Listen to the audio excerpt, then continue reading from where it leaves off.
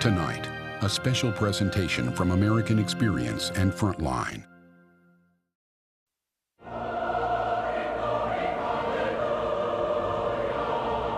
The Church of Jesus Christ of Latter-day Saints is one of the world's fastest-growing religions. Mormons walk the corridors of power, leaders in Congress, and even running for president. But it was not always so.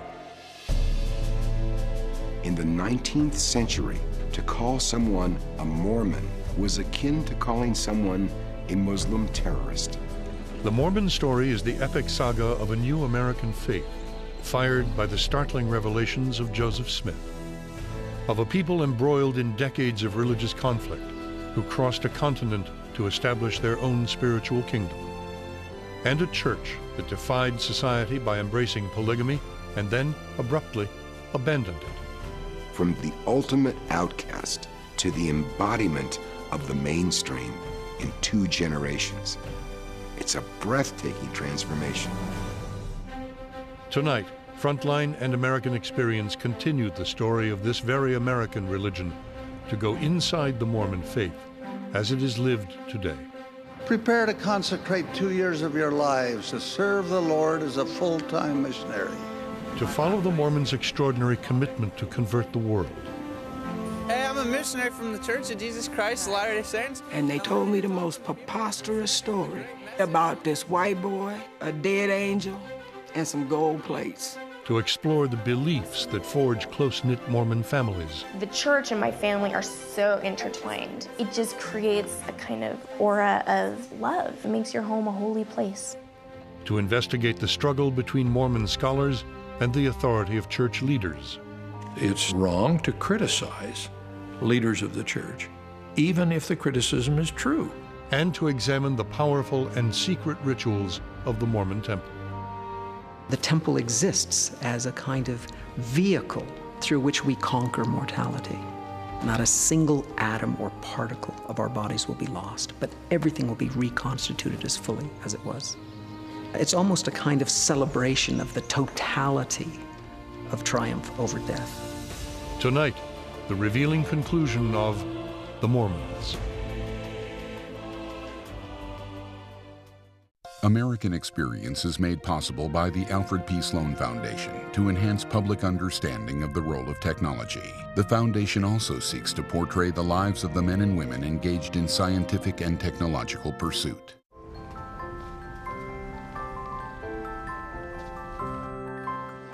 Imagine what the world would be like if everyone did the right thing. Responsibility. What's your policy? At the Scotts Company, we help make gardens more beautiful, lawns greener, trees taller. If there's a better business to be in, please let us know. And the Corporation for Public Broadcasting. Funding for Frontline and American Experience is made possible by viewers like you. Thank you. Additional funding for Frontline is provided by the Park Foundation, committed to raising public awareness. Additional funding for the Mormons is provided by the following: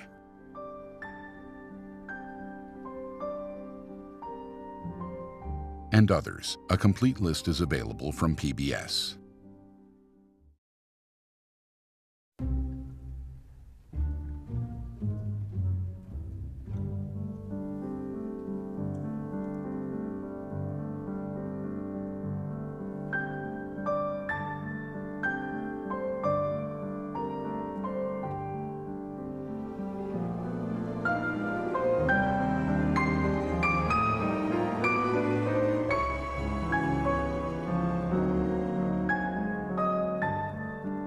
In July 1897, 50 years after Brigham Young had brought them to Utah, Mormon pioneers gathered in Salt Lake City to celebrate their survival. In the early days of the church, they had been driven out of Ohio and Missouri. In Illinois, the Latter-day Saints founder and prophet Joseph Smith had been murdered, and their temple burned. The Mormons had turned their backs on America and made a perilous journey across the continent in search of their own country, only to then engage in a 50-year struggle with the U.S. government over their practice of polygamy and political control of the Utah Territory. In the 1880s, U.S. presidents, at their inaugurations, used their inaugural address to decry the Mormon experience, to identify it as domestic threat #1 after the Civil War. Fast forward 100 years, the Mormon Tabernacle Choir is singing at presidential inaugurations.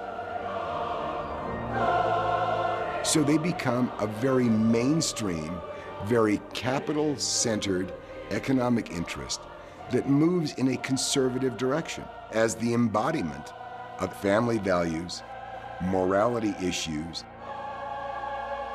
where at one time they were vilified. They were considered disloyal. In fact, they were considered a knife at the back of the American experience. Now they are, in fact, considered, in some ways, the very embodiment of what it means to be American. How was that brought about?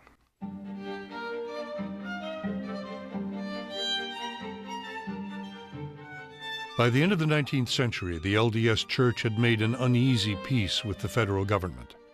The church had officially renounced the practice of polygamy, and Utah had finally been granted statehood. In 1903, a man arrives in Washington named Reed Smoot. He's been elected to the Senate, and he is a Mormon apostle, the equivalent of a very high cardinal. In fact, it's difficult for us to imagine what it meant for this apostle to arrive in the Senate and represent a state in the national legislature. The United States Senate looks at Reed Smoot and says, "We don't believe you're worthy to be formally seated in our august body because we have heard ongoing reports that plural marriage still exists in Utah." So they use Reed Smoot's confirmation hearings as a means of dissecting the Mormon Church. It was a huge trial. It lasted over a span of 4 years. It was as big publicly as anything we've seen in our own day, as Watergate, Iran-Contra. It captured the public's attention on a variety of very dramatic issues: church and state, sex, of course, religious power, Mormon temples, the secrecy of these temples, all kinds of things. You couldn't be in America during these years and not know about the Smoot hearings. The opposition was intense, but Smoot had powerful supporters too, including President Roosevelt. And in 1907, the Senate finally voted to seat the senator from Utah. Smoot would go on to a distinguished career in Washington and became a major power broker in the Republican Party. Smoot himself became the poster boy of Mormonism, and Mormonism's identity radically changed as a result of this set of hearings. In part because the nation stated the terms by which it would accept Mormonism, and Mormonism began to conform to those terms. Mormons entered into national party politics. They gave up the People's Party, which was the official party of the faith, and became themselves active within, especially the Republican Party, but also the Democratic Party. They also did a good job of participating in the military life of the country. Mormons fought wars, volunteered at extraordinarily high rates, recalibrated their patriotism to be loyal to the government in Washington. The Mormons also recalibrated their relationship to the American economy. They abandoned Brigham Young's ideal of a closed communal economy in Utah and fully embraced the capitalism of Wall Street. It's a profound shift from the pioneering days of isolated Christian socialism to the end of the 20th century. And what you see is the emergence of an extraordinarily sophisticated financial management organization. The LDS Church, ownerships in media, extraordinary land holdings, livestock and agricultural interests, great stock portfolios. The church's financial growth was fueled by sacred taxation. To be of good standing, all Mormons must tithe 10% of their gross income to the church. Today, church assets are estimated at $25 to $30 billion, and it has become the wealthiest church per capita in America. The Mormon Church is not only wealthy, but it's unusually secretive about the extent of its wealth. Most American religious groups of any size give full financial accountings to the membership, but the facts of the Mormon financial empire are never revealed to the membership, much less the wide world. And as far as we can tell, there have been no major financial scandals. The leaders handle the business, and the members contentedly go on trusting in the leaders. Over the last 50 years, the Mormon hierarchy has tried to change public perceptions of its leadership. Since the time that Brigham Young decided to grow a beard, the face of Mormon literally was bearded polygamist, bearded polygamist, bearded polygamist. We're clear up to the middle of the 20th century, and that face hasn't changed. Then all of a sudden, with a heartbeat, the face of Mormonism becomes a clean-shaven, non-polygamist white knight. President David O. McKay frequently wore a pure white double-breasted suit. This was the new face of Mormonism, and it was unlike anything that had preceded it. It was scripted by central casting. He knew the importance of image before the era of professional image makers. He re-injected us into the national scene by blessing the request of Dwight Eisenhower to have one of the apostles, Ezra Taft Benson, be a member of the Eisenhower cabinet. And his presence in Washington gave the church a presence there that it had not had previously. One of the major PR tools of the church has been the Tabernacle Choir. When they got on radio, they became the nation's choir. The Tabernacle Choir has been an extraordinary ambassador for the church. As the choir tours the world, it still sings the old Mormon hymns, but there is new emphasis on Jesus and biblical themes. It is part of a long campaign to place the Mormon faith within the traditions of mainstream Christianity. In the early 1980s, the LDS Church produced a new version of the Book of Mormon, and they subtitled it Another Testament of Jesus Christ. A few years ago, the LDS Church changed its logo and made the word Jesus Christ much larger than the rest of the words in the name of their church, to emphasize to the world that they are a mainstream Christian faith. On the other hand, we've had conventional Christian bodies saying, well, you aren't fully Christian as we define the term. So we've had edicts from the Vatican and from the United Methodist Church and the Presbyterian Church. And the Southern Baptists have made it clear we don't accept Mormonism as fully Christian either. So there's a tension there. There's a religious tension which is very hard to overcome. But as the Mormons were trying to change their place in American life, the country itself was changing. The social and political upheavals of the 1960s put new pressures on the church, especially over its stance on race. I think the most damning statement came from one of the presidents of the church, the third president of the church, John Taylor. Basically, he said that the reason that blacks had been allowed to come through the flood of Noah, was so that Satan would have representation upon the earth. That black folks were here to represent Satan and to have a balance against white folks who were here to represent Jesus Christ, the Savior. How do you damn a people more than to say that their existence upon the earth is to represent Satan? The most controversial thing in the church was the church's position on giving priesthood authority to blacks, and the church's refusal to do that. I say blacks rather than African Americans because it applied throughout the world. Now, Mormon priesthood is really a universal office for male Mormons. It's their equivalent of bar mitzvah. It's something that everybody normally would undergo. If you do not hold the priesthood, you can never hold any office of church authority. It also would affect your eternal state.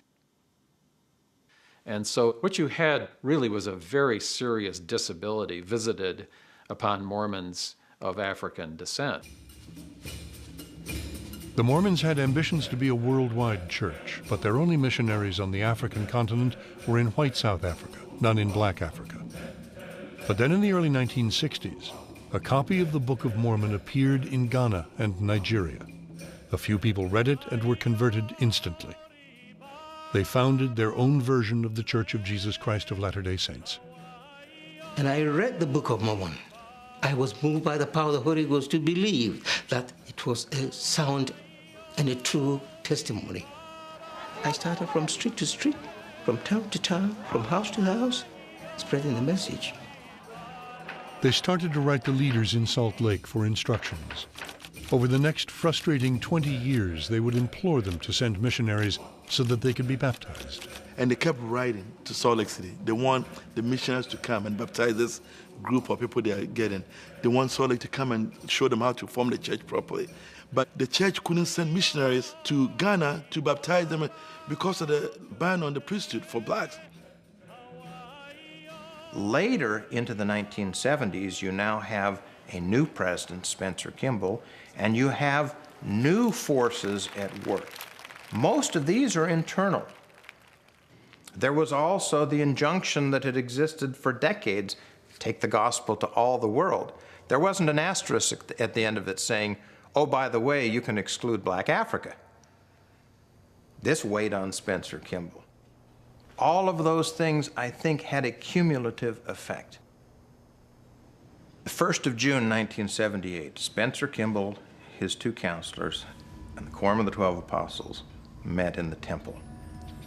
They engaged in group prayer, and it was described as a Pentecostal experience. One described it as though there were the tongues of flame, as are talked about in Acts. Another said it was like a rushing of wind for him. I was there. There was something of a Pentecostal spirit. But on the other hand, it was peaceful, quiet, not a cataclysmic thing in any sense. It was just a feeling that came over all of us, and we knew that it was the right thing at the right time and that we should proceed. President Kimball announced that God had heard their prayers and had revealed that all male members of the church may be ordained to the priesthood without regard to race or color. What happened in 1978 was that this burden was lifted from black Mormons. More importantly, a huge burden was lifted from Mormonism because it was rid of theological racism. This enabled the church, of course, to reach out more effectively to blacks. And I thank you, Jesus, It made the church fully acceptable after American society had undergone this tremendous civil rights revolution. It really was the moment for the modernization of the Mormon Church.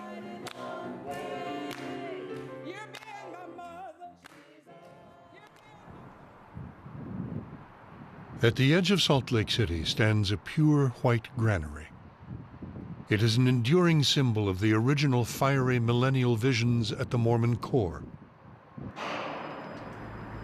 Inside are 16 million pounds of wheat continually replenished to be used only in the tumult before Christ's final return. But it is also a reminder of how the Mormons have enlarged their extensive preparations for their own welfare to reach out to the wider world. At one time, church welfare was just about welfare of church members. It was born of survival. It was born of the darkest days early in the territory, where drought or pestilence would visit the agricultural crops, and they would have the bishop's storehouse for the poor. And in recent years especially, those relief efforts have been extended not just to members of the church, but to over 150 major humanitarian crises around the world, in locations as disparate as Kosovo, North Korea, Mozambique, and Zimbabwe. The efficiency of the Mormon welfare apparatus is really legendary. It operates with all the efficiency of the German Wehrmacht. In Katrina of 2005, the Mormon relief trucks were on the way before the hurricane had even made landfall. To live in this region now is to live with an overwhelming sense of sadness. And to come home and see that you've lost a lot of history, it's devastating. How can you ever clean this up? There's not enough dumps in the world to hold all this. We were hearing stories on the radio of troops coming in, helicopters were flying over. We even heard the president was flying over in a big helicopter looking at us. But nobody was there on the ground with us, except for the Mormons in their yellow t-shirts who showed up to help us clean up.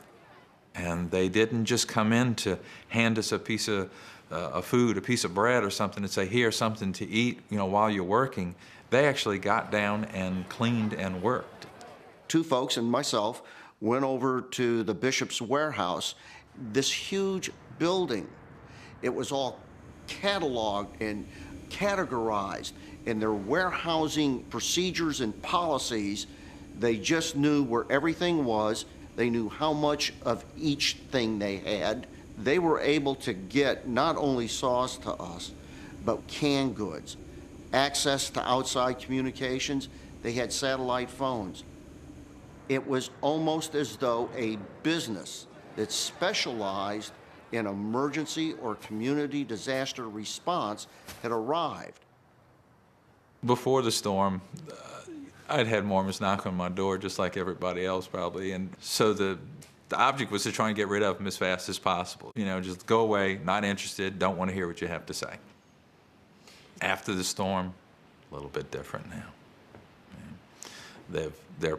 They're part of my family now, always will be. They got into my heart, and they'll never stand on my doorstep again without being invited into my house.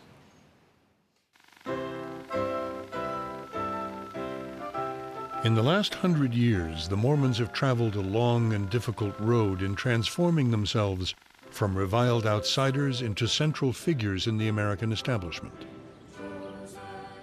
In the United States Senate that a century ago tried to reject Reed Smoot, Senator Harry Reid, a Mormon convert from Nevada, now leads the new Democratic majority.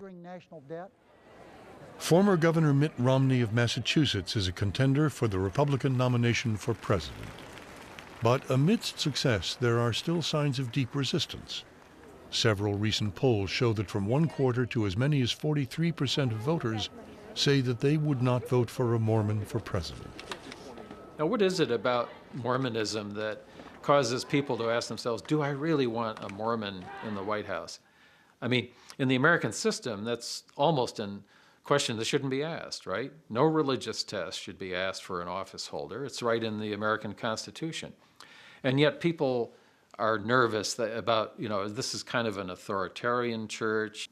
Is Mitt Romney somehow subject to some church leader in Salt Lake City? Are Mormons Christians? Where did these Mormon scriptures come from? Who was this Joseph Smith? Where did polygamy come from? All of these things are swirling around the Romney candidacy. If the questions hovering around the Romney moment suggest that Mormons haven't quite yet arrived, there are also continuing signs of acceptance, like the recent gathering of scholars at the Library of Congress to commemorate the bicentennial of Joseph Smith's birth. These conflicting signals all reflect the inherent tensions in the Mormon stance in American life. I glory in the distinctives of 19th century Mormonism. I worry that we may become too assimilated. We are different. We need to remember that we were in tension with the surrounding society, and there always ought to be some. We ought to be bothered if everybody thinks we're just peachy keen. Brigham Young once said that he feared the day when Mormons would no longer be the object of the pointing finger of scorn. It's one of these paradoxes that you want to have acceptability, you want to be mainstream enough that people will give your message a fair hearing, that you can fraternize with them as fellow Christians. But at the same time, you don't want to feel so comfortable that there's nothing to mark you as a people who are distinct, who have a special body of teachings with special responsibilities. And I think once the walls of isolation fell down, then how do you maintain that sense of a people distinct, a people apart? And I think that's a challenge that the church is really wrestling with today.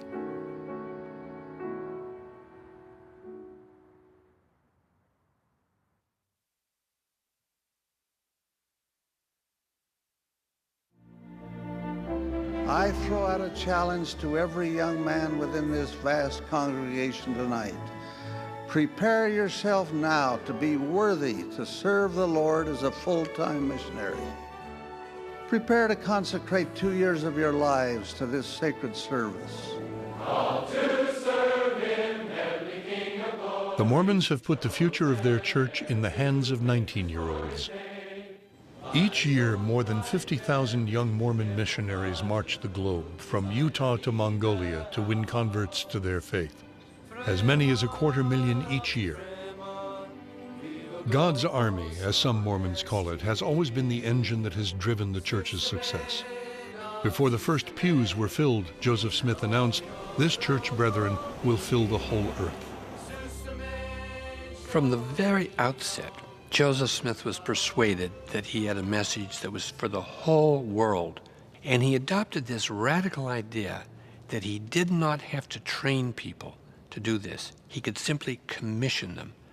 So from the start, he sends out his family members, then everyone who joined the church became a missionary.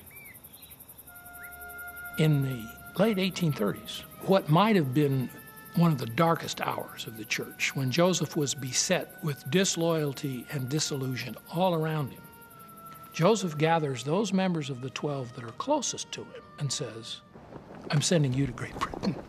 I'm putting you on a boat and sending you across the Atlantic." A violation of every organizational rule, everything you'd learn at the Harvard Business School as to how to keep an organization together. And England is in the throes of industrialization, and all these village people have been moved into factories and are working under the most difficult conditions. It's a downtrodden population, and Brigham Young said that you didn't have to prove anything to them. You just preached the gospel to them, and they would believe. During the first 25 years of the church, there were 71,000 converts in Great Britain alone, and approximately 17,000 of them emigrated to America, to the early Mormon settlements in Kirtland, Ohio, and Nauvoo, Illinois, and then to Utah. The pioneers who filled the valley and staffed the church came from Great Britain and Scandinavia and Germany. My grandfather, born in Birmingham, England, Mormon missionaries found his mother and her parents, and they joined the church. And part of the missionary lessons, you got to believe in the Book of Mormon, you got to believe in baptism, and you got to move to Utah. That's a pretty tough missionary sell. At the end of the 19th century, the missionary work had to take a back seat to the survival of the church in Utah. The Depression and World War II further limited their efforts. God's Army shrank to under 300 missionaries worldwide, and its ambitions would remain modest until the 1950s.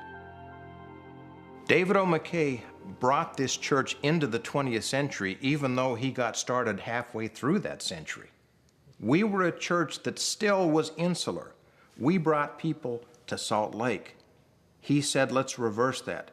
Stay where you are, grow where you're planted, make the church a vital force throughout the world. The number of missionaries multiplied several-fold. The number of convert baptisms multiplied even more so because he injected that new spirit into what they were doing. Since the 1950s, God's army has been recruited largely from Mormon young people, and their 2-year missions have become a rite of passage. You go, you go, you go, you go. Dad went, Grandpa went, and Grandpa, who's a descendant of Wilford Woodruff, who was taught by Joseph Smith, went on missions, you know. You go. You go. And you start earning at age 5 when you know, are old enough to count, and you earn all the way to 19.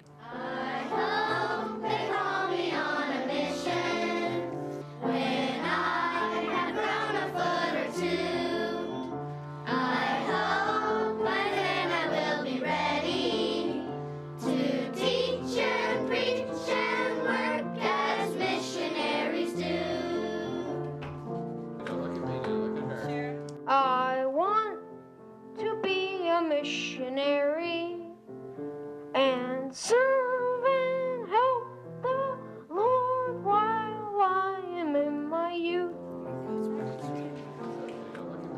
The Missionary Training Center in Provo, Utah is one of 17 around the world. It is a spiritual boot camp where young men and women are trained to talk, sing, and pray in 30 languages. So without me telling you, what's this next sentence here? I know that Joseph Smith was the prophet of God. During rigorous training that can last for 3 months of 16-hour days, they learn lesson plans designed to take the potential convert to the goal of baptism. I want you to see. Okay. Every aspect of their behavior and appearance is scrutinized. What does your face look like right there? They are taught how to listen, to smile, to find common ground with a stranger on the street, how to answer the most difficult questions, and how to deal with hecklers. What are you thinking right there? Are you thinking that you're confused and bored? That's what I think. I think in my head, I'm like, I'm smiling, yeah, but I need to be like... I was prepared to go on a mission during a time when it was, for all intents and purposes, mandatory for young men to go on missions. I had to in order to exist in my world as I knew it when I returned. No one would want to marry me that I knew unless I was a returned missionary. My parents would lose all respect for me if I did not go on a mission. At the training center, parents and young missionaries say goodbye. They will not see each other for 2 years.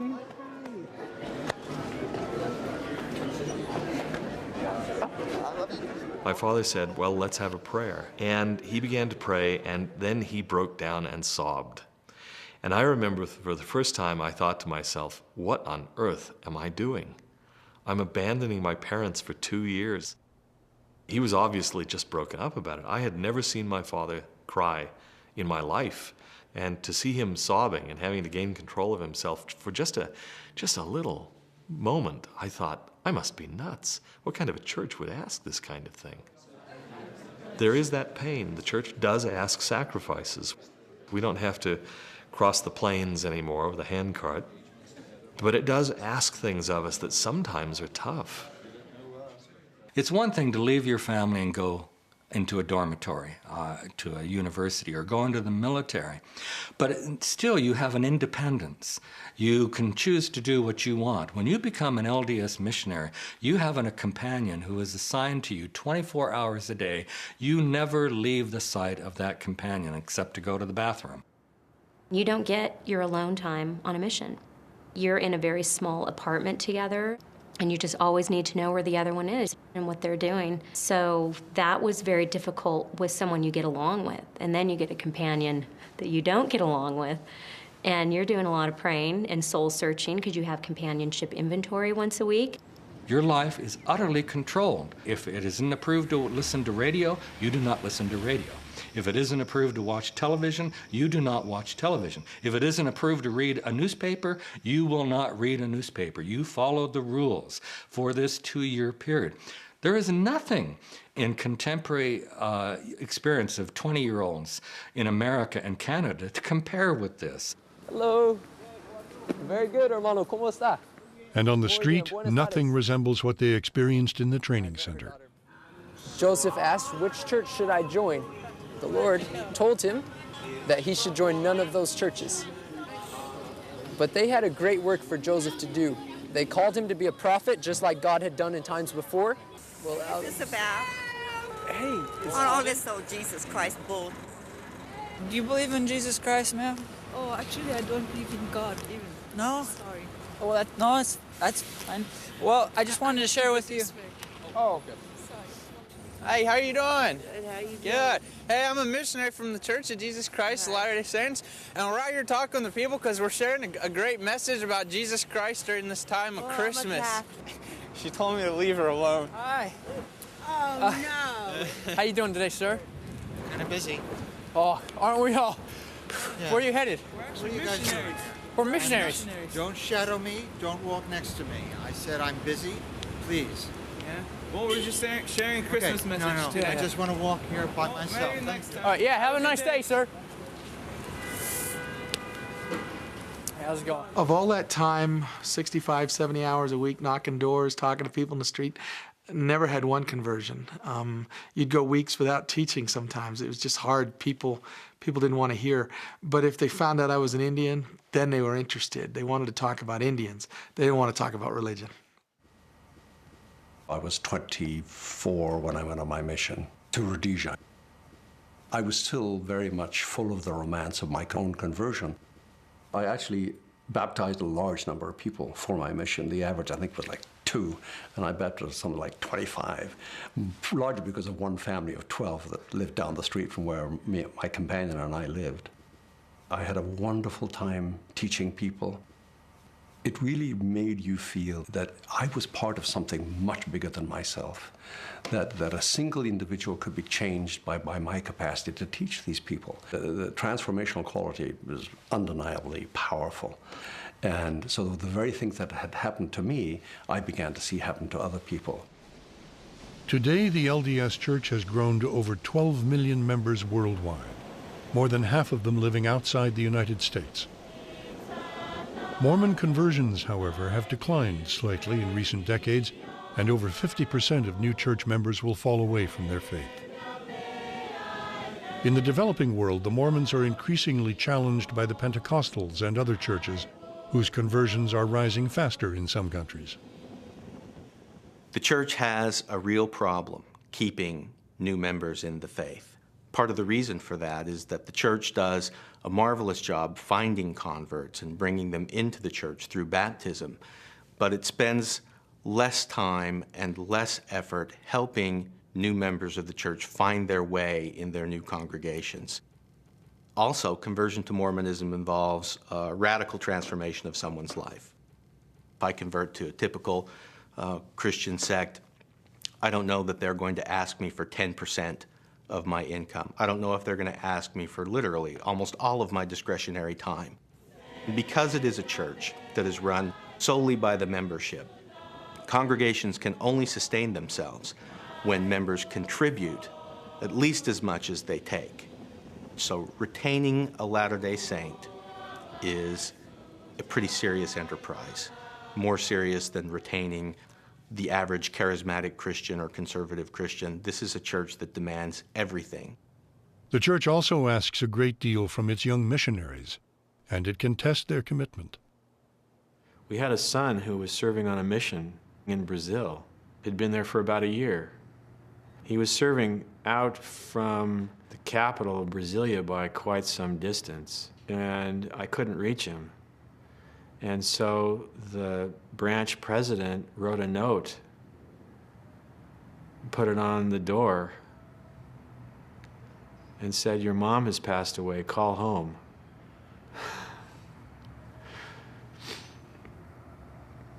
He's 5,000 miles away, and I'm crying and he's crying on the phone. How do you put your arms around your son when he's that far away?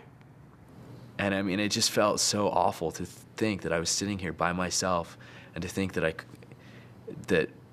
didn't know what my family was going through.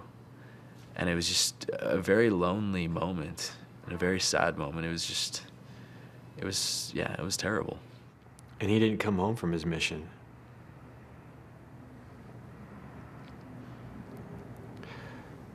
And I encouraged him not to come home from his mission. He knew he was there for a reason. He knew that he was doing what his mother wanted him to do. That was one of the most important things to her in her life was that she raised her son to serve a mission. For the young Mormons working abroad, their missions can be dangerous. In those countries in turmoil or hostile to America, missionaries have been kidnapped, tortured, and killed.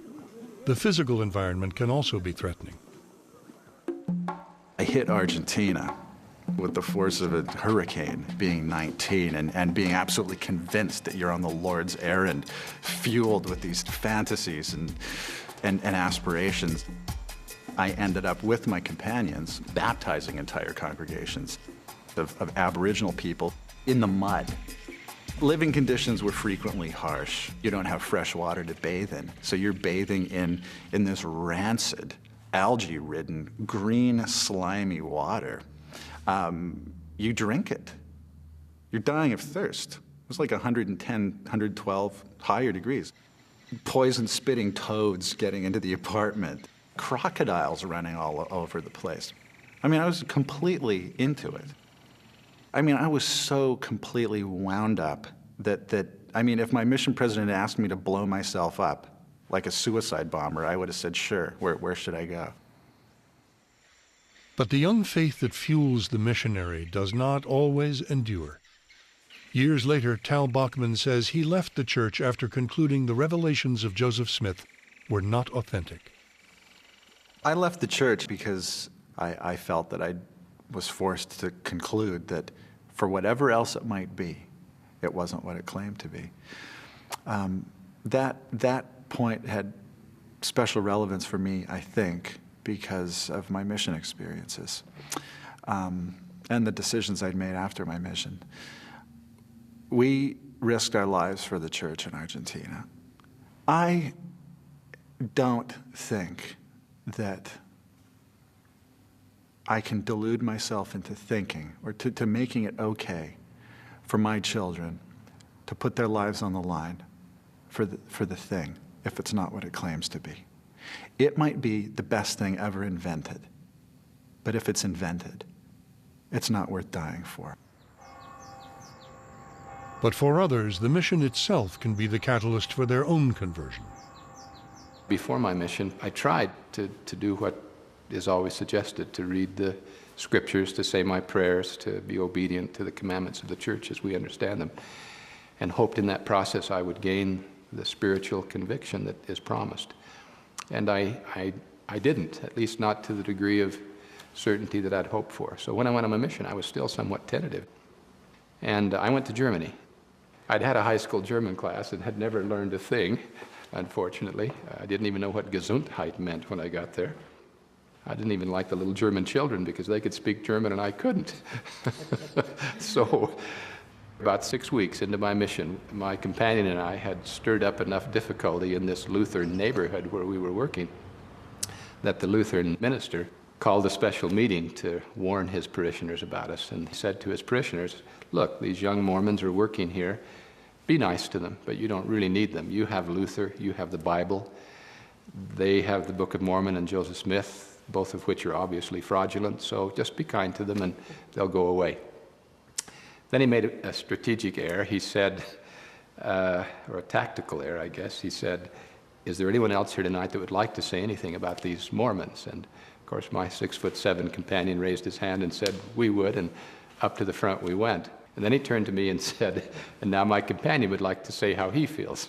And I remember thinking, well, dandy, I can bless the food because that's the only intelligent thing I might have done in German. But you know, it was interesting. And this is a tender moment for me because the conviction I'd been searching for came. And it came in this way. I remember sort of composing myself and trying to figure out what I might say in German, which is a very logical language if you know the rules. And I remember in that moment about every German word or phrase I had ever read or heard sort of coming together in a way that I was able to express myself. And I did tell those people that I knew that Joseph Smith was a prophet, and that I knew that the Book of Mormon was the Word of God, and that I knew the church had been restored through Joseph Smith. And it's interesting because in that moment I came to know. And that was the moment really when my hope and my tender belief turned into something really solid, which has been the foundation for the rest of my life. So when people say, "How was your mission?" I say, it was everything. For the new convert, it can be a transformative experience as well. Despite the challenges facing the missionaries, conversions continue, sometimes in the most unexpected way. When the missionaries came into the outskirts of hell where I was at, struggling with my 2 little children. I had been hooked on drugs, in prison, on parole, and they knocked on my door, and I thought, it's the police. And I kind of snuck on up to the door to peep, because I had just gotten off of 2 years of probation and 7 years of parole. 11 days before the missionaries came and brought that Book of Mormon to me. And they came in and told me the most preposterous story I have ever heard in my life. They told me about this white boy, a dead angel, and some gold plates. And I thought, I wonder what they own. I had gotten the name of the church messed up. When I first heard it, I thought it was the LDS church. I mean, you know, and I thought, well, LSD.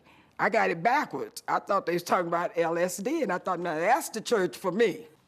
And it dawned on me as I sat there and opened that book up, and it said, I, Nephi, being born of goodly parents. And it breaks my heart even to this day, because it seemed like at that moment I realized that I wasn't a goodly parent, and that I didn't have goodly parents to teach me in the language of my fathers. Families can be together forever. I found something inside of me that was responding to this message of hope, of family that could be together forever, of raising my children and learning how to be a good parent, not drinking, not smoking, not cussing every word, using the Lord's name in vain. And I tell you, to come into the church because I wanted that. To me, it was like a pearl of great price.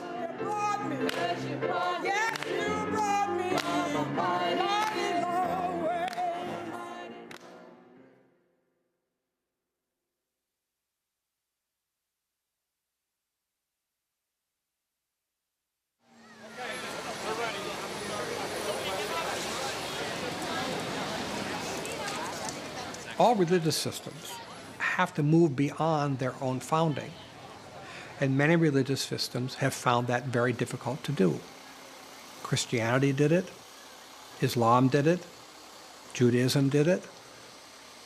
The question is, can Mormonism do it? The past is thrusting itself up in front of the Mormons day after day, almost hour after hour. And it's difficult to deal with, and like much in the past, it's very messy. As the LDS Church has grown, control over the Mormon story has become all the more important.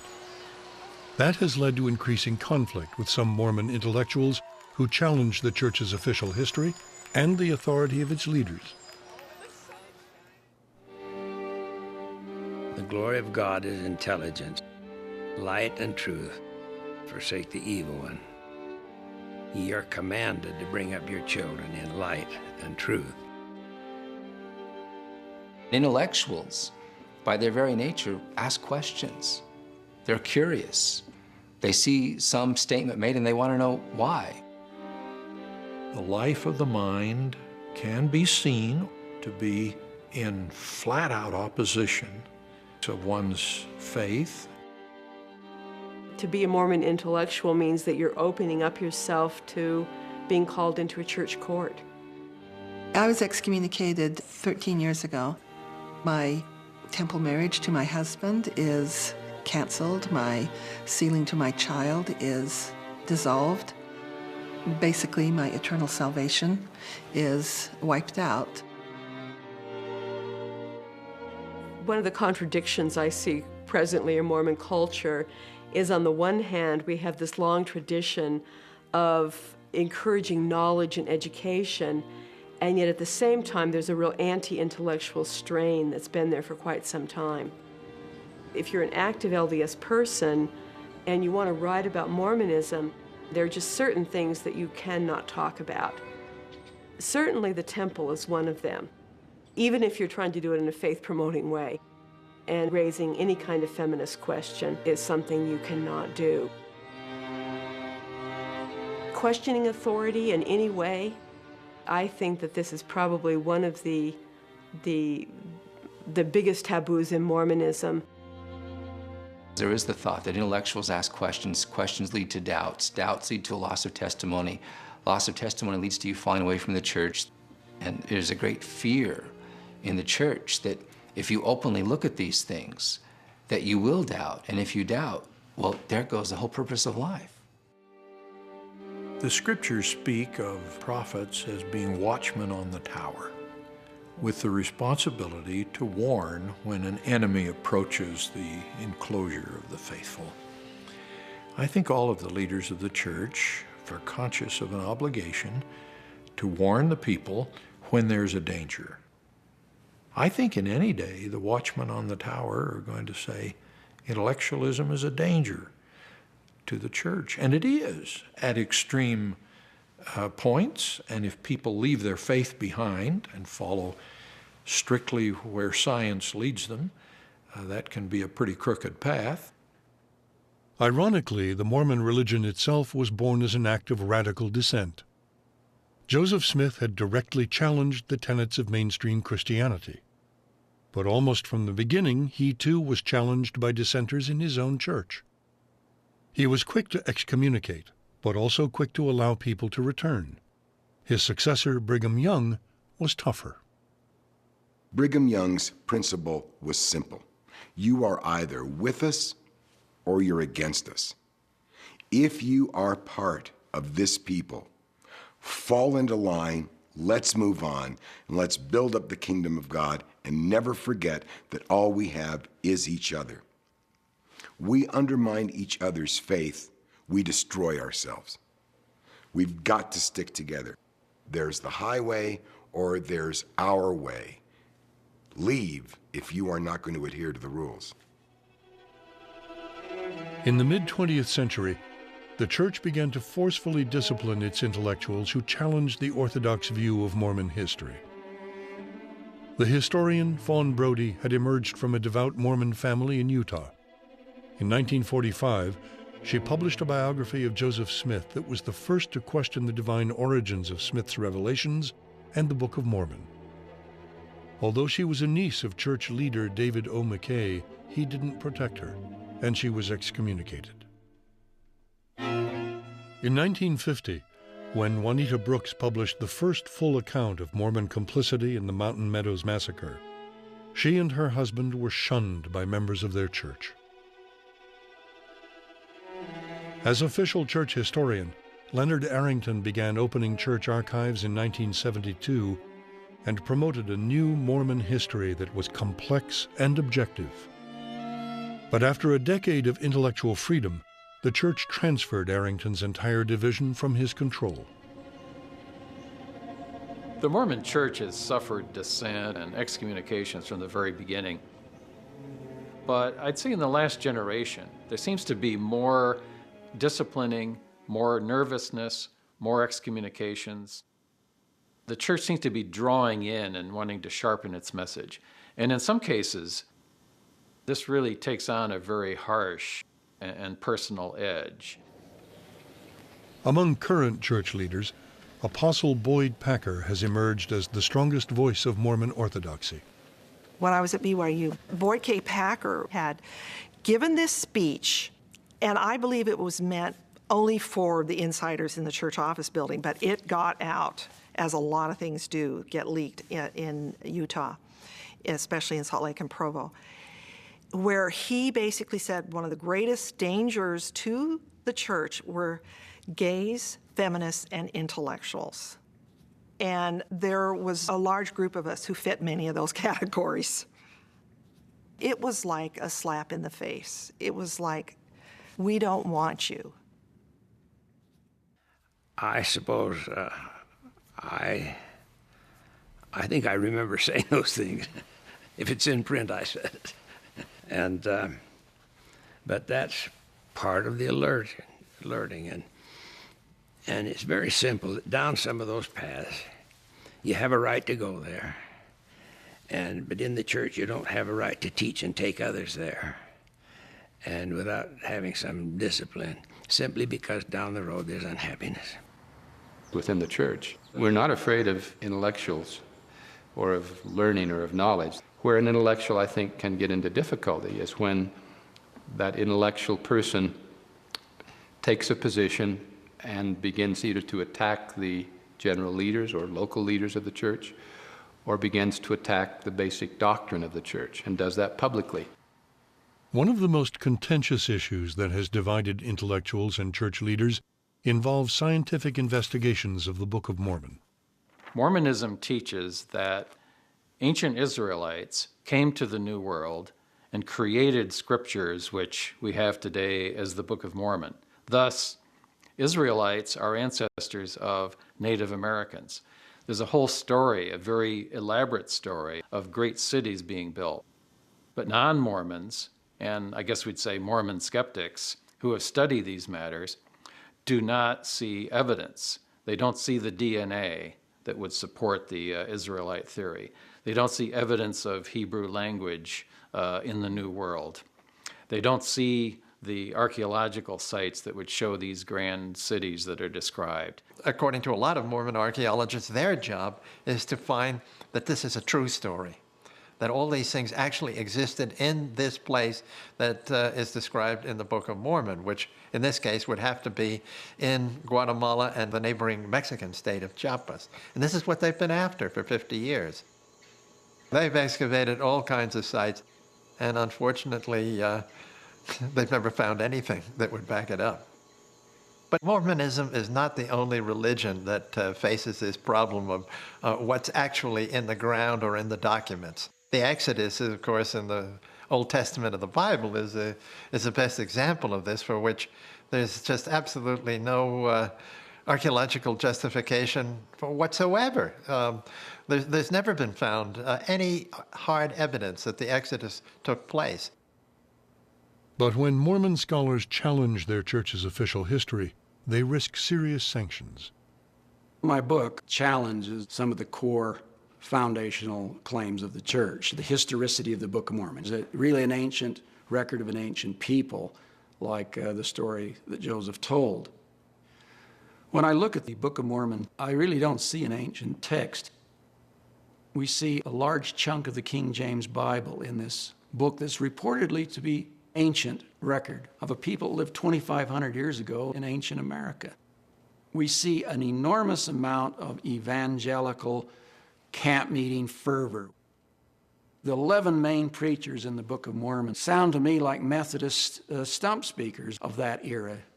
What you find is all of the issues that were being discussed and debated among Joseph Smith's family and friends in his own day. It's a 19th century record is what it is. It's not an ancient record. In 2004, 2 years after he published his book, Grant Palmer was disfellowshipped by the LDS Church, a punishment just short of excommunication. Mormonism is a movement that celebrates its history, and yet it seems to be quite afraid of its history, oftentimes afraid of real historical investigation. What did Joseph Smith think about the practice of magic? To what extent did Joseph Smith really practice money digging? To what extent did he forge documents? To what extent did he engage in illicit sexual behavior? All of those are questions that aren't particularly unusual in the formation of most any kind of religious system. They were imperfect human beings who engaged in imperfect behavior.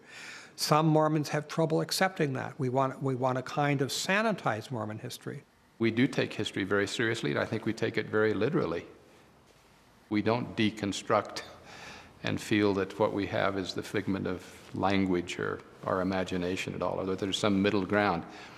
And I know that's very polarizing in a sense. I think the hardest public relations sell we have to make is that this is the only true church. In a single month in 1993, the LDS Church excommunicated 6 prominent Mormon scholars whose work the church believed had gone too far in their investigations of polygamy, in pressing for priesthood for women, and in challenging church authority. I was one of the first to be threatened.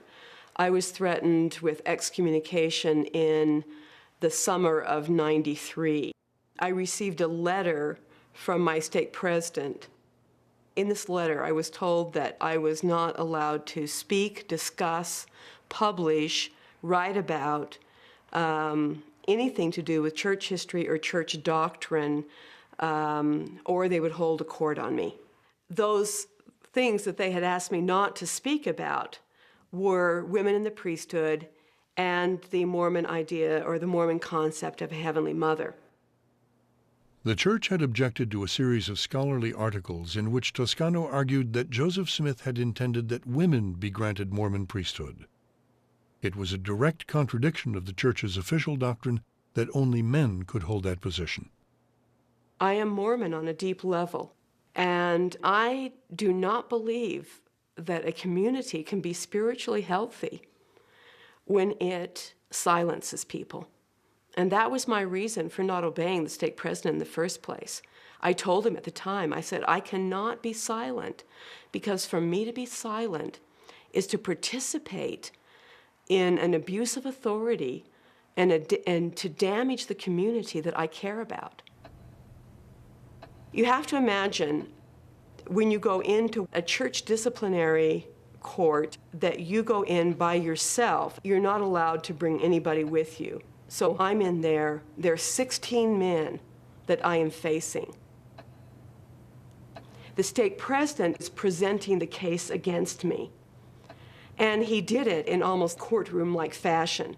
He had a set of notes, and he had his reasons why I should be excommunicated. He also had a stack of copies of everything that I had written, and it was kind of like this, a stack. When the stake president was talking about all I had written about women in the priesthood was really wrong. And I tried to come in to defend myself doctrinally by quoting Joseph Smith and by using argument and reason. In the middle of the sentence, the stake president interrupted me and he said, "We will not allow you to lecture us. We will not allow you to use this kind of reasoning again. You are only allowed to speak as we give you permission." And of course, I just kind of stopped mid-sentence. I couldn't go on.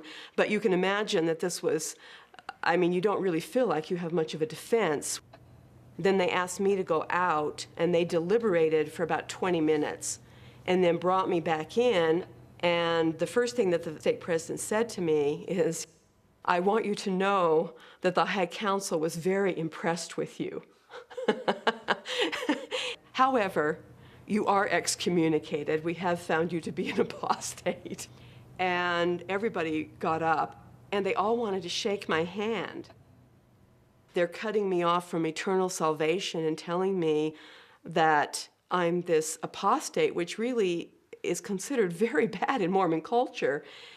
And yet I'm this nice woman that they're going to shake my hand. And that niceness, there's something vicious about niceness that struck me in this, that the niceness covered over the violence of what was being done. Because in fact, excommunication is a violent action. I think it is important to point out that the church never makes public the transcripts of church disciplinary proceedings. They never make press statements. And so in every case where an intellectual has been excommunicated from the church, the public is exposed to only one half of the story. And I don't think it's ever possible to come to fair and just conclusions when we only have half the story. Excommunication is a word that does and should send a chill down the spine of Mormons, because the entire structure of the family which in our belief will transcend death, becomes threatened if one of the members of that family is suddenly jerked out of the fabric and told, by the way, this is binding here and there.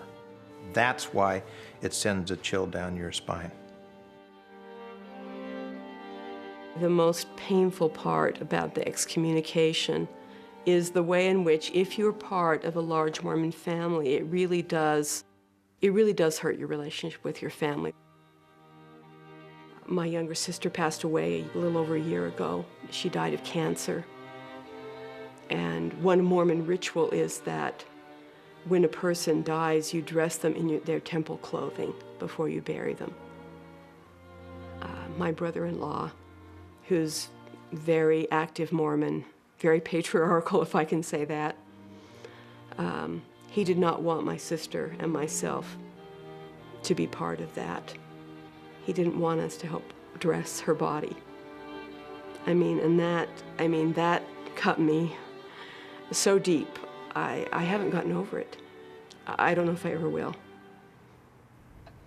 All religious groups try to control their message, and once in a while you'll have a heresy trial in this group or that group. Mormonism is unique in the amount of activity that goes on, and also the extent to which the general membership is monitored. Apparently there are files in Salt Lake City on anybody who has raised embarrassing questions or might be a troublemaker. What you have is a church that seeks to control its message down into the membership to strengthen the church and to make sure that its message is clear and consistent and that dissent is limited to the greatest extent possible.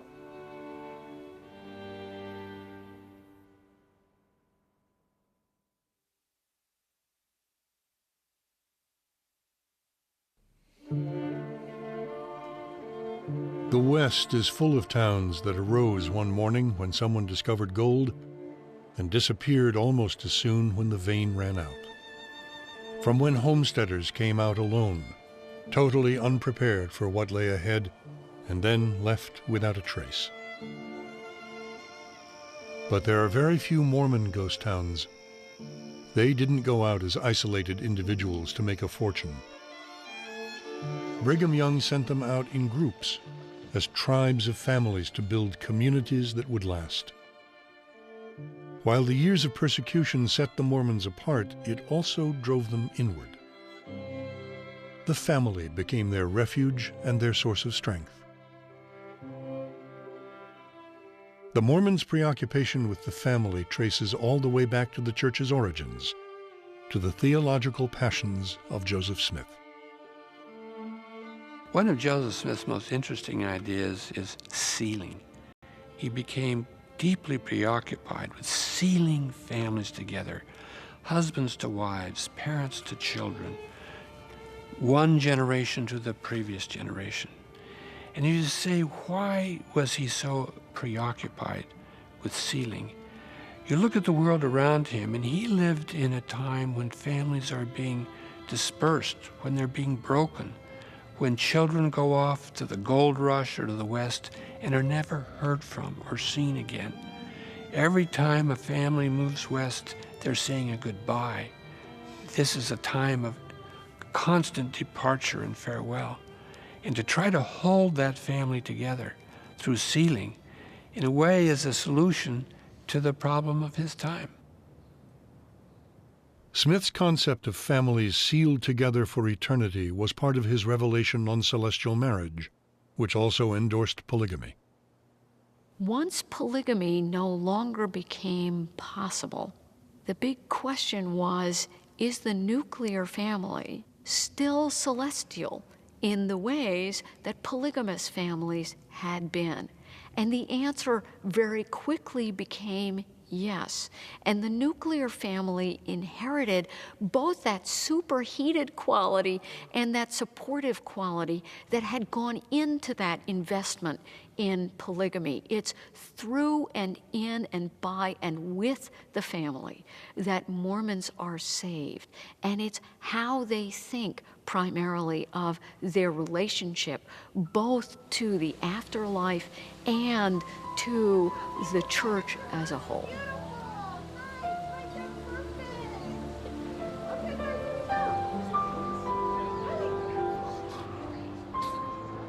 The marriage that takes place in the temple, where a man and a woman are joined together, or as we term it, sealed together, not just for time or until death does us part, but for time and all eternity, is to me the high point, really, in religious experience and in religious ceremony.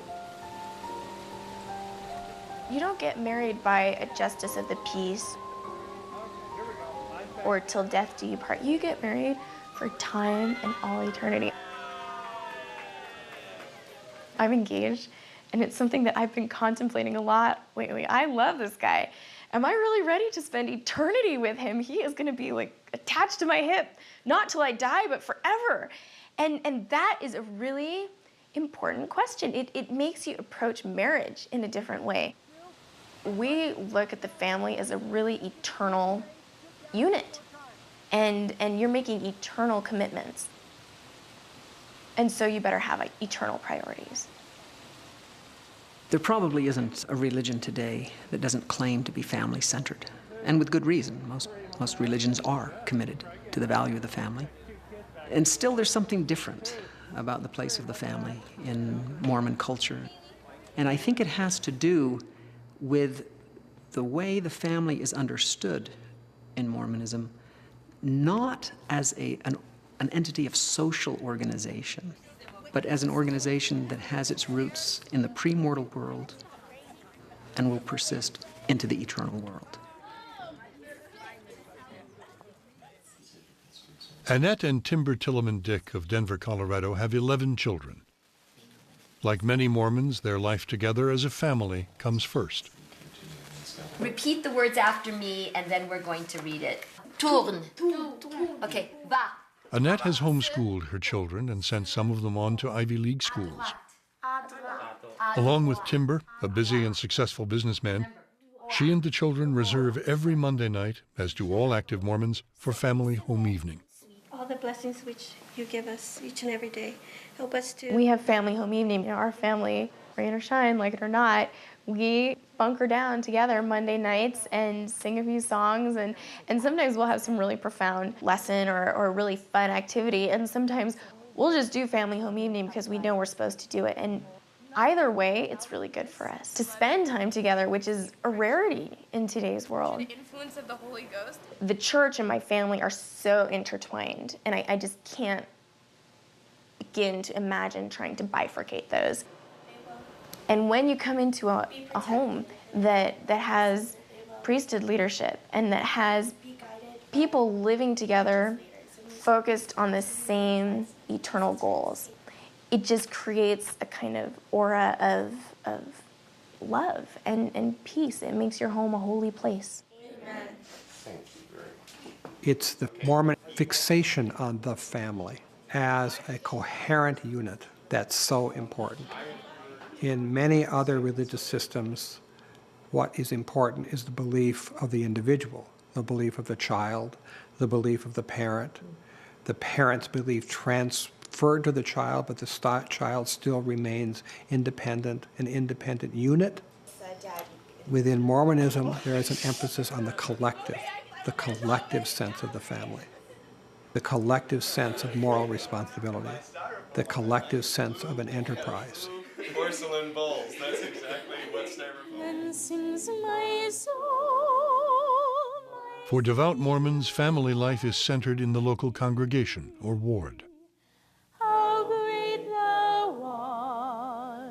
Growing up Mormon was like growing up in a little ghetto village where everyone knew you and you knew everyone.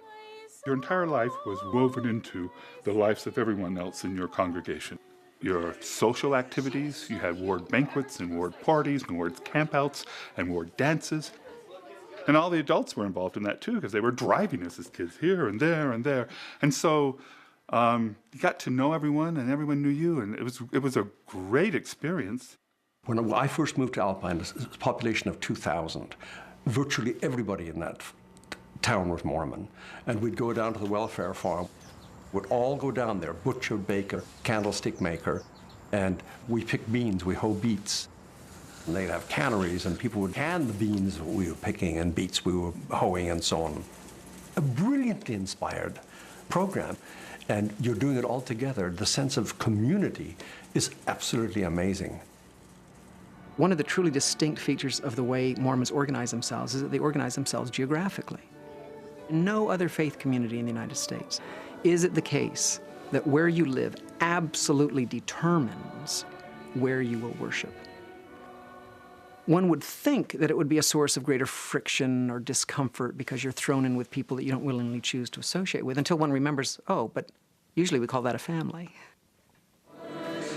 That's one of the explanations, I think, for this uniquely cohesive bond that characterizes Mormon wards. Since there's no professional clergy, nobody gets paid, and the service that is rendered is all voluntary. You can find yourself working hours that are comparable to a second job. Mormon women work outside the home in about the same proportions as other American women. And the extensive commitment to the church and to family can put enormous pressures on the mothers. Mormon women are plagued with this perfect woman figure. She bakes cookies and she bakes bread and she always looks wonderful and she's never overweight and she's always smiling and yes, totally impossible woman.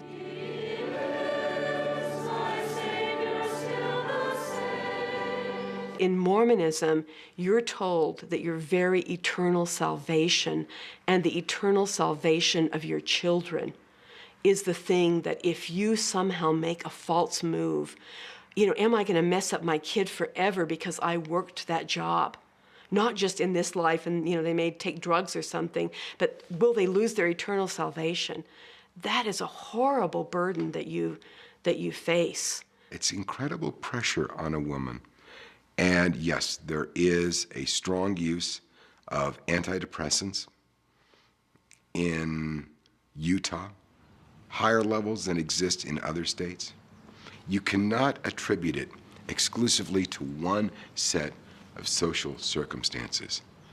But there are great expectations on a woman. So Jesus tracked him down and found him. In the Mormon faith, gender roles are ordained by the church. Mormon fathers preside over their families and hold the priesthood with authority to give blessings and healings. Mormon mothers are primarily responsible for the nurture of the children. Many Mormon women find their role fulfilling, but for others it is limiting. There's a dichotomy that the church has. It means that women and the work that they do in the church is always subordinate to what the men are doing. I see that as damaging to women because they're put in the role of being under the power of the men. It's not an equal partnership. As a woman in the Mormon church, I feel very comfortable. I don't feel denied any opportunity to serve and to do good for people in the church and in the wards and in our neighborhood and so on. In service, do I feel limited? The answer is no. In the 1970s, the Mormon view of family life gave rise to the church's vigorous opposition to the Equal Rights Amendment. It played a critical role in defeating the ERA, urging its members to vote against it, and busing thousands of LDS women to rallies. And the church excommunicated one of the most outspoken Mormon feminists, Sonia Johnson. They're interested in stopping me and stopping this organization called Mormons for ERA. They want us to leave them alone out there and let them get the ERA killed. And we can't do that, The Equal Rights Amendment was threatening because it changed the role of women from a nurturing helpmeet to a man, from a nurturing housewife staying at home, taking care of the children, to someone who could now make those decisions for herself. If women now started to compete with men for professional positions, for becoming breadwinners, earning more perhaps than their spouses, this threatened men as well as women. The ERA is not just about women. The ERA was about families, changing the role of men, women, and indeed children. While the family is the spiritual core of Mormon life, not everyone feels welcome at their table. What about people who marry and for whatever reason don't have children? Or the young woman who grows old without marrying? Or the divorced person? I mean, I think we can be quite hard, in a sense, unwittingly, but nevertheless hard on those people in our culture because we have cultural expectations, cultural ideals, and if you measure up to them, it's a wonderful life. If you don't, it can be very difficult. Being gay in that culture is beyond hell because the family is the center of Mormonism. It is the sacred, potent unit, and you don't even really want to make a family if you choose to follow your instincts. And that's why when I went to those counselors, I wanted to be cured so badly. And I fasted and I prayed and I went through this whole thing. And I remember dating girls and nothing worked. And I just decided this year I'm going to do it. And that's how I ended up marrying that within 2.5 months of meeting my poor, unfortunate wife. We were determined to make it work. We bought this paradisical place in Alpine in Utah. I mean, I had everything I wanted, the stream running through this place, great big cottonwood trees, an old log cabin with a big cobblestone room attached to it. And we built and built and built and turned this little place into a paradise. And gradually these children come on the scene, and it's heaven for them, an acre and a third to run wild on. And gradually, I realized that I had paradise, but I was an utter desert in my heart. I'd wake up every day of my life thinking, and this phrase would just run through my head, and shot himself through the head. And made no sense, but it made every sense. And there was no running away from it, that I was committing a kind of spiritual suicide. But the moment the infidelity occurred, that was it. The marriage was over, and the excommunication process started. And so there I was on this, I'll never forget, standing on the grass by the stream when she told me that she'd gone to the bishop, that it was, there was no future there. That everything I'd wanted just was sort of, I was standing on this stage, in effect, that I'd created, but it wasn't an act, it wasn't a play that was built for me. There is a single standard of morality for all members of the church. The only marriage sanctioned by God is of a man to a woman. So there is really no allowance within our doctrine for a homosexual relationship of woman to woman or man to man. And obviously that creates a lot of pain. The thing that we have to ultimately say to someone like that is, if you're going to live your life within the framework of the gospel and within the framework of our doctrine, then you've got to choose to marry someone of the opposite sex. And if you can't do that honestly, then your choice has to be to live a celibate life. And that is a very difficult choice for the parents, for the young man, the young woman, for whoever's making that choice. And my heart goes out to them.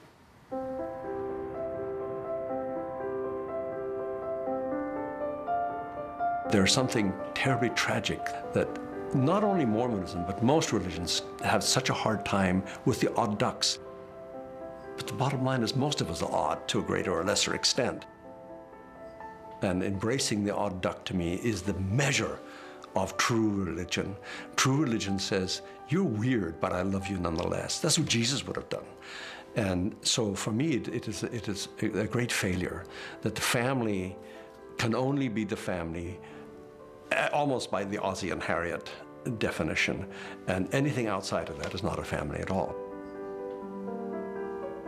I have no bitterness toward the church, which surprises me. I loved it dearly, and I still love it. I love Mormon people. I love the notions of Mormonism, of teaching that you are an eternal soul. You came from Heavenly Father, and you're here because our family was meant for you. Kind of makes me terribly sad at times that I can't be in that place.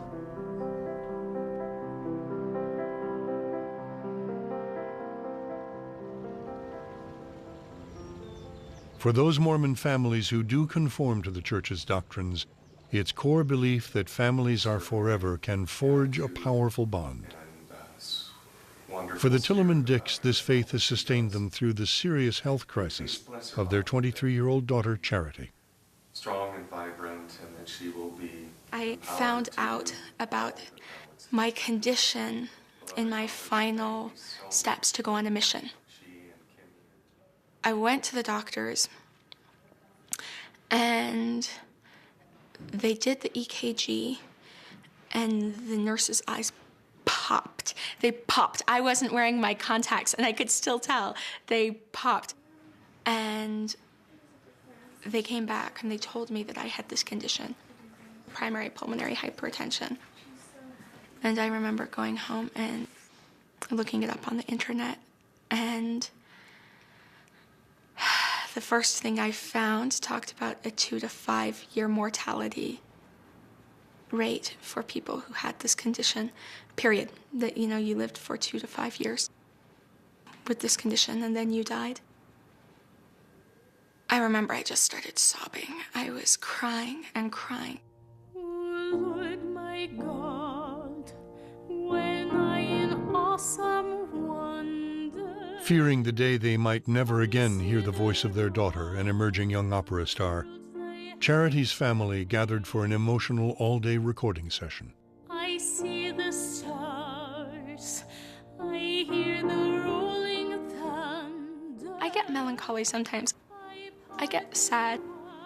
I still have never been on a real date. I have never had a boyfriend. Then sings my soul, my Savior. It's hard to think that I might never fall in love, that I might never get married in the temple, that I might never have children or adopt children.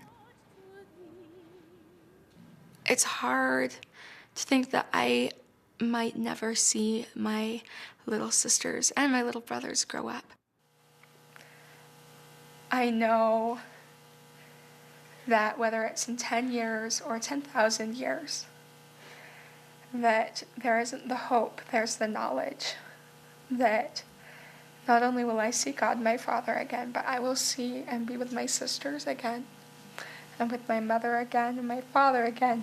And grace will lead me home. In the end, we will be together with our families. And to know that we would be together was such a comfort, was such a comfort.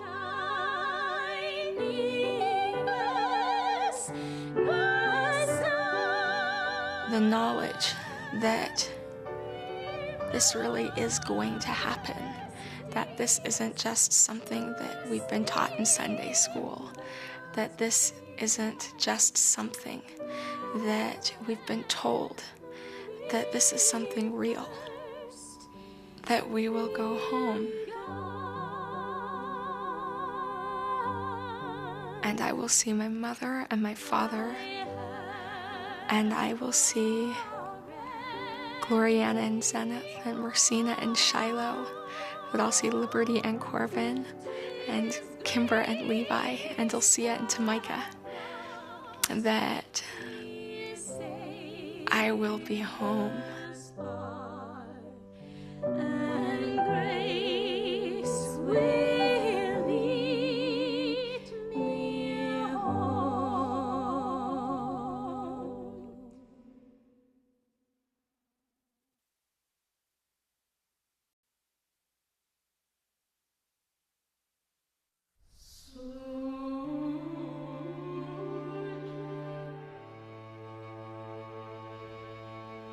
Every religion has its rites and its mysteries. They can give life meaning. They can soften the ache of loneliness. and the terror of death.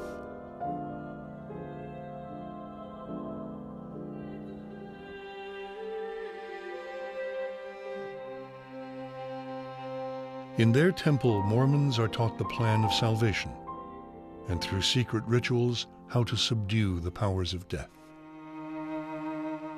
The temple is the holiest place on earth for the Mormons. It is sacred space. The temple is the meeting place between the infinite and the finite. The temple exists as a kind of microcosm of that heavenly world that we hope to inhabit. What really is almost a universal symbol throughout the history of mankind, of worship of God. The temple is something now that is almost lost, except to this church. And one of the priceless things that Joseph Smith restored or brought back to earth was a knowledge of what a temple was and what should occur in a temple. It was here in the Mormons' first temple, in Kirtland, Ohio, that Joseph Smith said he had an extraordinary vision of his brother Alvin. As a young man, Alvin had died a painful death before he could be baptized in Joseph's church. His brother Alvin dies. Presumably that prompted his reflections and his pondering on the question of what is the status of the dead who die unbaptized or without receiving the fullness of the gospel, and that precipitates a vision. Smith said that in a blaze of light, he saw his brother along with Jesus and several Old Testament figures. Elijah appeared to Smith and gave the prophet the new and strange doctrine of the baptism for the dead. It would offer salvation to those in the afterlife who had not yet heard the Mormon gospel. This was the beginning of a series of revelations that would transform Mormonism. It became both a religion of the book and a religion of temple rites. In the 19th century, the Mormons built temples in Ohio, Illinois, and Utah. By the middle of the 20th century, temples crossed America from Los Angeles to New York. Today, well over 100 dot the world, from Russia and Japan to Ghana and Chile.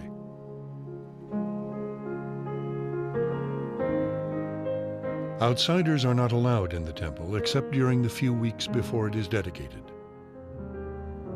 And Mormons who enter are not allowed to speak of much of what happens here.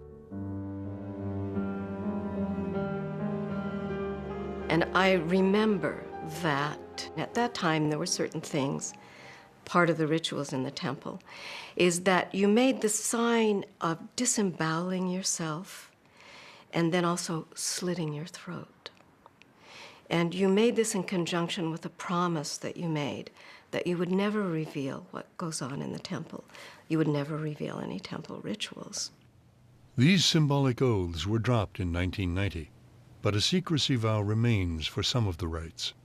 It's, in a sense, secret because we don't talk about it outside of the temple. We do that only because it's a sacred thing to us. And, you know, when millions of people have participated in it and kept it confidential to a large extent, it shows you, I think, the seriousness with which that whole experience is taken. Before any Latter-day Saint can enter into the temple, he or she must have what's called a temple recommend. You need to show that you're committed enough that you're paying your tithing, that you're living the word of wisdom, that you're faithful to your spouse, and those kinds of things. There are serious consequences for failing to qualify for a temple recommend. Among them are the fact that you can't hold a higher position in church administration. You can't work for the church in, say, BYU or in other church-affiliated institutions. You cannot marry in the temple. You cannot go to the temple to see your own children married if you're not worthy to have a temple recommend. So it's a process of excluding people in order to refine their religious devotion. Mormons say they enter the temple and leave ordinary life behind. They change into white garments. It is a place of silence broken only by whispering. There is no central nave as in a cathedral. There are no sermons or crosses. There is no religious worship in the usual sense. Instead, there are a series of rooms where Mormons perform ceremonies for the living and the dead that they feel are essential for salvation. Rooms where Mormons are married for eternity. Others where they are sealed to their children for all time. The first time that I went to the temple, I think I was impressed by the beauty, the sheer beauty of those rooms and how they were painted, and trees and fruit and birds. How people dress in all white, white shoes, socks, belts, shirts, dresses, everything all white. How ethereal that is. It's like being in a group of angels. In the endowment room, in a ceremony all Temple Mormons undergo, they watch a filmed drama of the plan of salvation and are taught secret signs and phrases that after death will enable them to return to God. When I first went to the LDS temple and received my endowments, all I can do is describe it as I really had a mystical experience where the temple ritual, which is set out as the journey of Adam and Eve, that there was a way in which I connected to it on a very deep spiritual level. It was shocking to me because it was so ritualistic. And I had heard missionaries mocking Catholics with all their incense and ritual, and all of a sudden I was in the middle of this experience, not only watching it, but doing it. And it was really shocking to me. And, but at the same time, there was a kind of, there was a sweetness to it that grabbed me up to a point. In every temple, there is an immense baptismal font where proxy baptisms for the dead are conducted day and night. Mormons are not just baptizing their own ancestors, but all those who died not knowing that they could be members of the Mormon Church.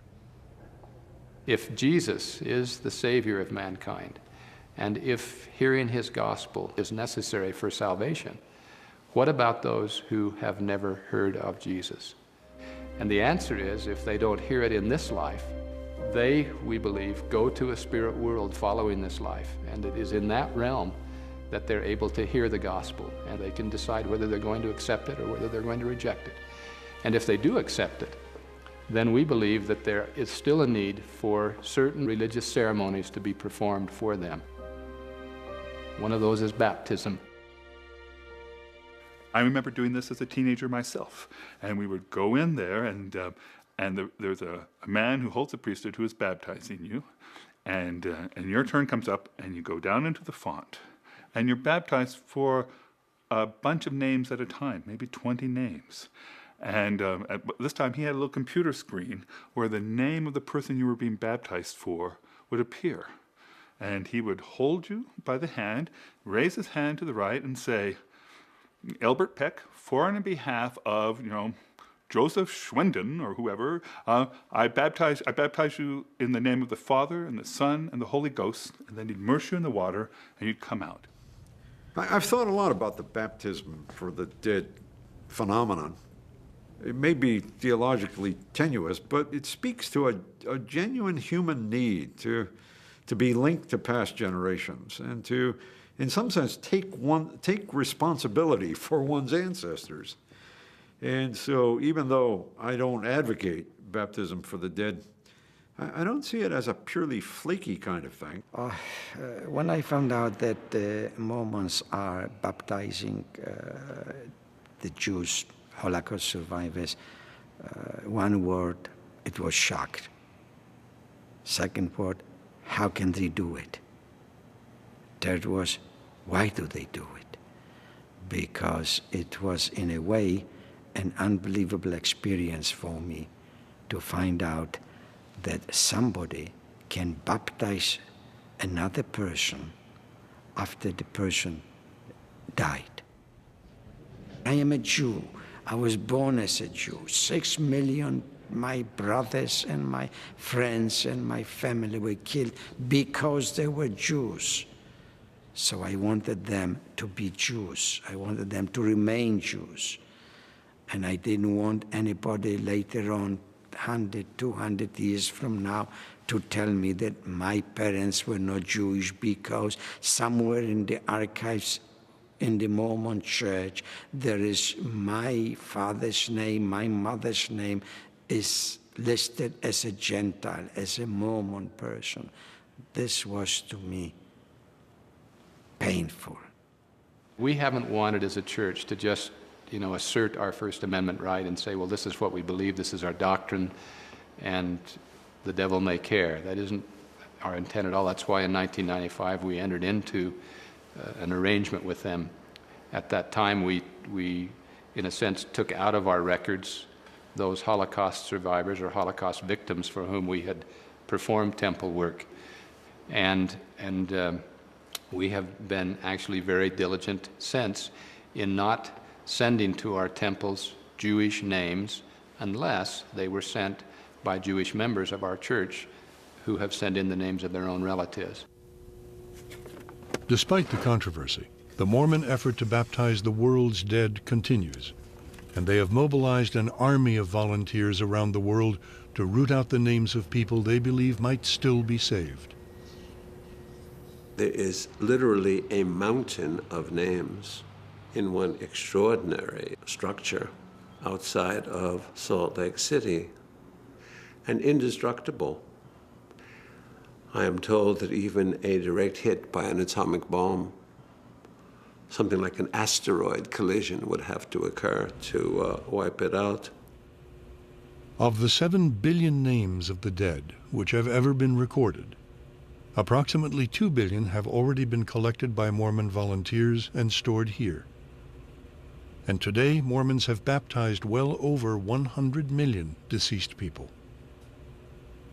Genealogy is a core ritual in Mormonism. As the living Mormon, you're the center of this great exchange. You are a part of creating this vast network, this interconnection of people who've lived in the past and in the future. And so genealogy is something which Mormons feel very connected to. The Family History Library in Salt Lake City is one of approximately 2,000 LDS genealogical research libraries across the world. Their complete records are now online and open to non-Mormons and Mormons alike. The archives are clearly tapping into an almost universal hunger for family history. I wasn't really interested in genealogy. I didn't even like my family. I had been hurt and abused verbally and just, and to realize that my salvation was dependent upon their salvation. And then to do genealogy, go in and discover that my grandmother was raised on Oakley Plantation. I had never come to grips with the fact that my folks, not too far removed, was the slaves that we talk about. And so now it's like I can go forward 4 generations and go backwards 3. And when I started in the church, I didn't even know who Betty Stevenson was. And it's hard to explain the spiritual connection that I now feel to my ancestors. Those spiritual connections to the eternal family are at the core of the Mormon religion. And that belief system was at the center of this believer's greatest spiritual crisis. He and his wife risked everything for their faith. We had 7 children, and most people would think that they were complete or well beyond complete. We struggled with that. Marla struggled with it a lot because she had this sense of someone missing. There is another child there, another spirit waiting to come to earth, to mortality. There's another child there that is part of our family. We prayed about it. We spent time on our knees together, asking God, is this something that God wants us to do? And is there really another spirit child there for us? I believe that we lived before we came to the earth, that we lived before this life as spirit children of our Heavenly Father.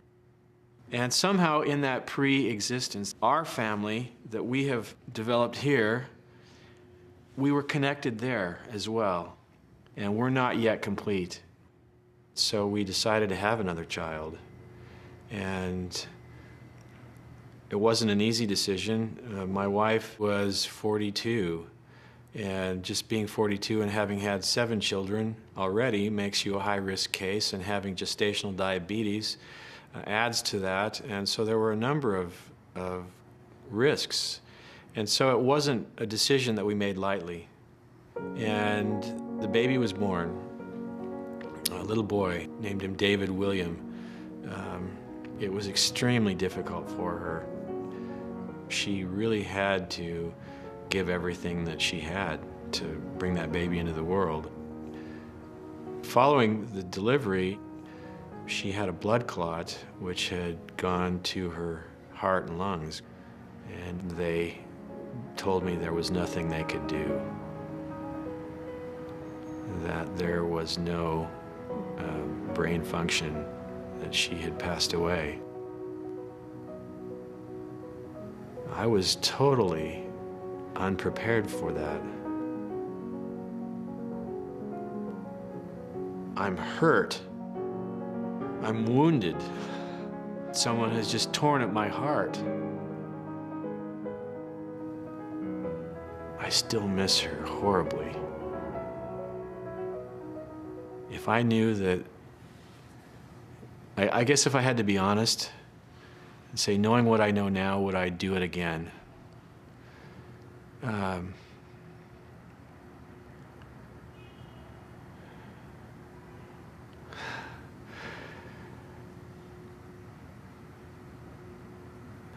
There are days when I would say no. I wouldn't do it again. Because it came with a terrible price. But I believe firmly that I will see my wife again, and that we will be together again, that our family will be reunited again, and that this is not the end. And we'll hold each other, and we'll cry, and we'll laugh, and it'll be very much like it is now, except better.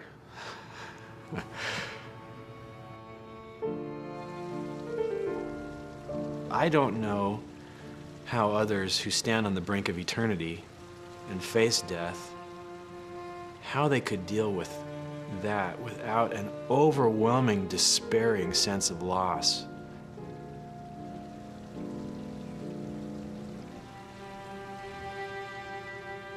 It brings me tremendous comfort to know that I have made covenants and promises in the temple with my wife that continue on.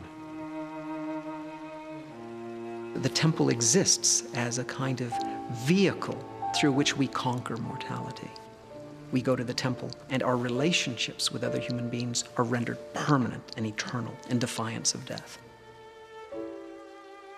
There are scriptures in the Book of Mormon, there are quotations from Brigham Young that emphasize not a single atom or particle of our bodies will be lost, but everything will be reconstituted as fully as it was. It's almost a kind of celebration of the totality of triumph over death. Not only will something remain, but everything will be reconstituted as it was. What is the essence of religion? Sigmund Freud said it was the longing for the father. Others have called it the desire for the mother, or for transcendence. I fear deeply that all these are idealizations. And I offer the rather melancholy suggestion that they would all vanish from us if we did not know that we must die. Religion rises inevitably from our apprehension of our own death. To give meaning to meaninglessness is the endless quest of all religion. When death becomes the center of our consciousness, then religion authentically begins. Of all religions that I know, the one that most vehemently and persuasively defies and denies the reality of death, is the original Mormonism of the prophet, seer, and revelator, Joseph Smith.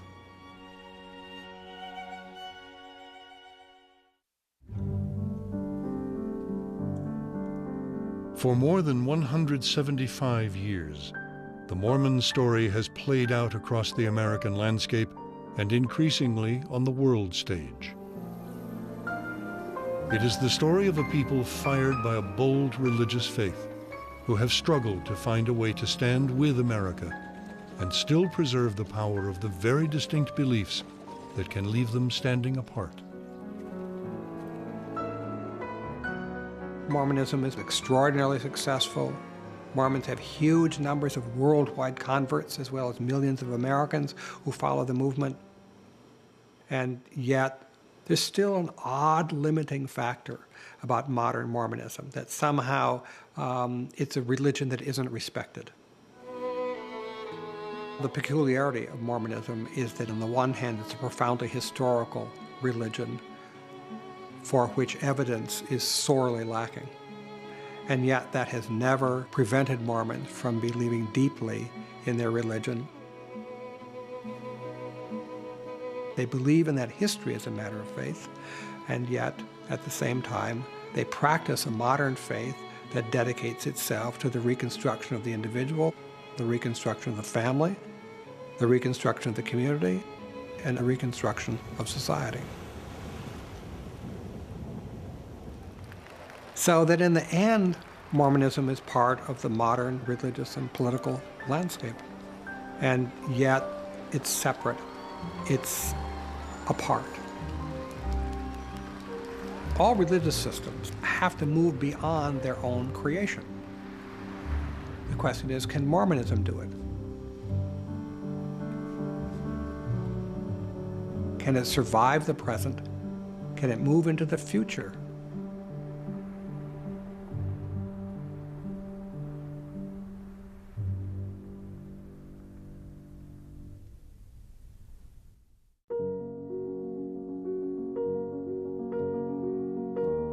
This report continues on our website, where you can watch it again in full online. Get answers to frequently asked questions. If you listen for God's inspiration, He will always direct you. Explore a map of Mormon migration. They envision themselves as saints walking to Zion. And profiles of key people and events. Explore extended interviews. The niceness covered over the violence. And major themes. And it isn't I'm going to have another wife, but we're going to have another wife. And join the discussion at pbs.org.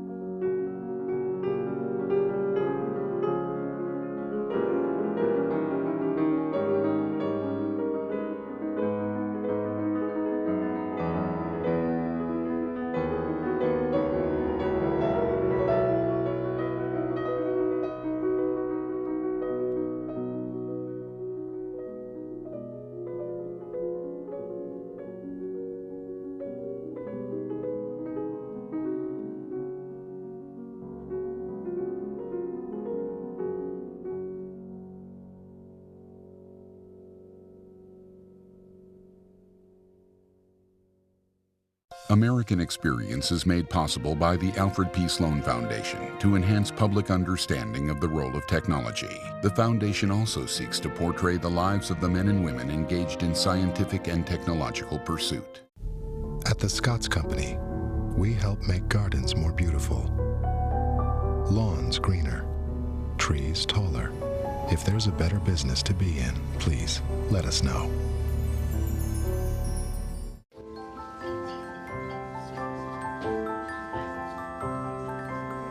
Imagine what the world would be like if everyone did the right thing. Responsibility. What's your policy? And the Corporation for Public Broadcasting. Funding for Frontline and American Experience is made possible by viewers like you. Thank you. Additional funding for Frontline is provided by the Park Foundation, committed to raising public awareness. Additional funding for the Mormons is provided by the following: